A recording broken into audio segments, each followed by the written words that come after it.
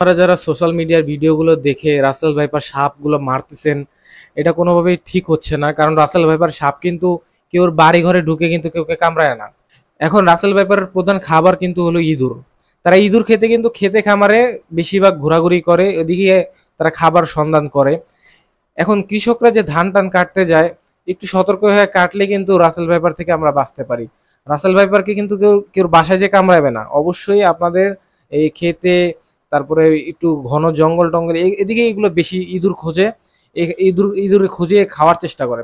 এখন সবাই যদি আপনারা এই রাসেল ভাইপার মারার সাথে সাথে সব ধরনের সাপ মারা শুরু করেন, তাহলে ইঁদুরগুলো খাবে কে? ইঁদুর না খাইলে, ইঁদুর বেড়ে গেলে তো কৃষকের জমির ধান টান সব খেয়ে ফেলবে। অবশ্যই আপনার এই কাজগুলো করবেন না। এখন বলি, রাসেল ভাইপার যদি কাউকে কামড় দিয়ে ফেলে তাহলে আপনার করণীয় কি? অবশ্যই আপনি আতঙ্কিত না হয়ে ১০০ মিনিটের মধ্যে আপনি হাসপাতালে যে ভ্যাকসিন নেবেন। যত দেরি করে আপনি ভ্যাকসিন নেবেন ততই আপনার শরীর অসুস্থ হবে। কোবরা কেউটে সাপের বিষ কিন্তু নিউরোটক্সিন, আর রাসেল ভাইপারের বিষ কিন্তু হেমোটক্সিন। হেমোটক্সিনের যেটা সবচেয়ে ডেঞ্জারাস দিক হলো, সেটা হলো আপনার শরীরের রক্তকে জমাট বাঁধবে। এখন যেই জায়গায় সাপে কামড় দিয়েছে ওই জায়গাটা যদি আপনি সাপের কামড়ের মনে করে বেঁধে ফেলেন, তাহলে কিন্তু আরো বিপদ হবে। কারণ ওখানে রক্ত চলাচল বন্ধ হয়ে যাবে এবং ইন্টাল রগের ভিতরে কিন্তু আপনার রক্ত জমাট বাঁধা শুরু হবে।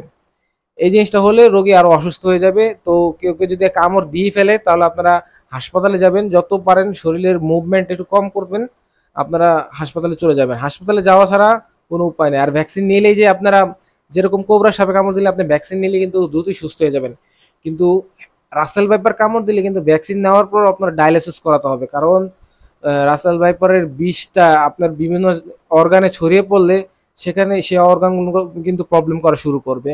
তো অবশ্যই আপনাদের ডায়ালিসিস করাতে হবে। আর রাসেল ভাইপার সাপ বাংলাদেশে এটা খুবই মারাত্মক কিছু না।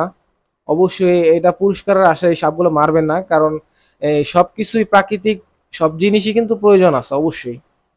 এখন সাপটা হয়তোবা ভাইরাল হয়ে গেছে কোনো কারণে, মানুষ মারতেছে। এই বন্যা টন্যার কারণে চরাঞ্চলে হয়তোবা সাপটা একটু বেশি দেখা যাচ্ছে।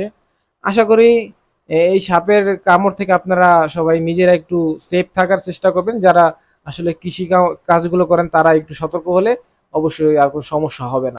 রাসেল ভাইপার কিন্তু খুব যে বেশি বংশ বিস্তার করে তা কিন্তু না। তারা ৬ মাসে একবার একবার প্রজনন করে এবং ২০ থেকে ৪০টার মতো বাচ্চা দেয়। সে বাচ্চাগুলো কি সবগুলো কিন্তু প্রাপ্তবয়স্ক হতে পারে না। বিভিন্ন কারণে অনেকগুলো এমনিই মারা যায়। বাংলাদেশে প্রচুর পরিমাণে সাপ-টাপ বেড়ে যাওয়ার কারণ হলো বেজি, চিল, ঈগল এগুলো কিন্তু অনেক কমে গেছে। যার কারণে সাপগুলো কিন্তু বেড়ে গেছে। এগুলো যদি আমরা সংরক্ষণ না করি তাহলে এরকম বিপদ আসতেই থাকবে।